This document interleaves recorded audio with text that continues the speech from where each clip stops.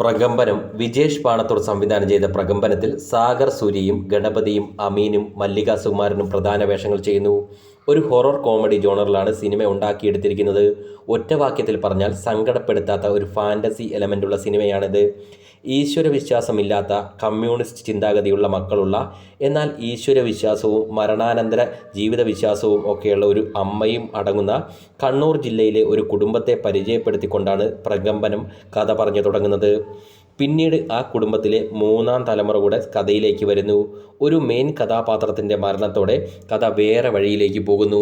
ഒരു ക്യാരക്ടറിൻ്റെ ശരീരത്തിൽ ഒരു പ്രത്യേക സംഭവത്തോടെ ബാധ കയറുന്നതും അതിനെ തുടർന്നുണ്ടാകുന്ന രസകരവും ഭയാനകവുമായ കാര്യങ്ങളാണ് പിന്നീട് സിനിമ പറയുന്നത്. ഒടുവിൽ ഒരു ടിപ്പിക്കൽ ബാധ ഒഴിപ്പിക്കലോടുകൂടി വിചാരിക്കാവുന്ന ക്ലൈമാക്സിൽ പടം ഫുൾ സ്റ്റോപ്പ് ഇടുകയും ചെയ്യുന്നു. പുണ്യാളൻ എന്ന തൻ്റെ കഥാപാത്രത്തെ സാഗർ സൂര്യ രസകരമായി തന്നെ പടത്തിൽ ആദ്യം മുതൽ അവസാനം വരെ ചെയ്തു ഫലിപ്പിച്ചു. ഗണപതിയും തൻ്റെ റോൾ ഭംഗിയാക്കി. ഗണപതിയും സാഗറും അമീനും തമ്മിലുള്ള കോമ്പിനേഷൻ രംഗങ്ങളും വളരെ നന്നായിരുന്നു. മല്ലിക സുകുമാരൻ്റെ ഗ്രാൻഡ് മദർ വേഷവും ഓർമ്മിക്കത്തക്കതായിരുന്നു.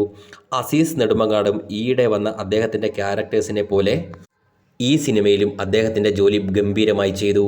നവാസിൻ്റെ അവസാന പടമായ പ്രകമ്പനത്തിൽ അദ്ദേഹത്തിന് വേണ്ടി ഡബ് ചെയ്തിരിക്കുന്നത് വേറെ ആരോ ആണ്.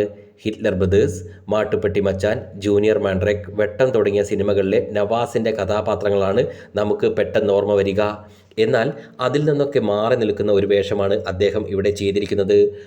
മുൻപ് പറഞ്ഞ കഥാപാത്രങ്ങളുടെ ഓർമ്മയിലേക്ക് സൂക്ഷിക്കാൻ പറ്റിയ ഒരു വേഷം തന്നെയാണ് പ്രകമ്പനത്തിലെയും. നന്നായിരുന്നു. നല്ല പ്രാധാന്യവും ഉണ്ടായിരുന്നു. പ്രകമ്പനം അതിൻ്റെ അണിയറ പ്രവർത്തകർ നവാസിന് വേണ്ടിയാണ് സമർപ്പിച്ചിരിക്കുന്നതും.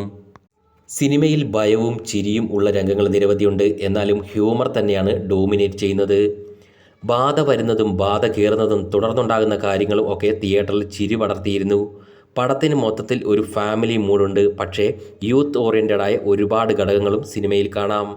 സർക്കാസ്റ്റിക് ആയതും ആനുകാലിക സംഭവങ്ങളുമായി ബന്ധപ്പെട്ടതും കണ്ണൂരിലെ പാർട്ടിയുമായി ബന്ധപ്പെട്ടതും പൂജകളുമായും ബാധ ഒഴിപ്പിക്കലുമായുള്ള നിരവധി എലമെൻറ്റ്സ് പടം ടച്ച് ചെയ്തു പോകുന്നുണ്ട്.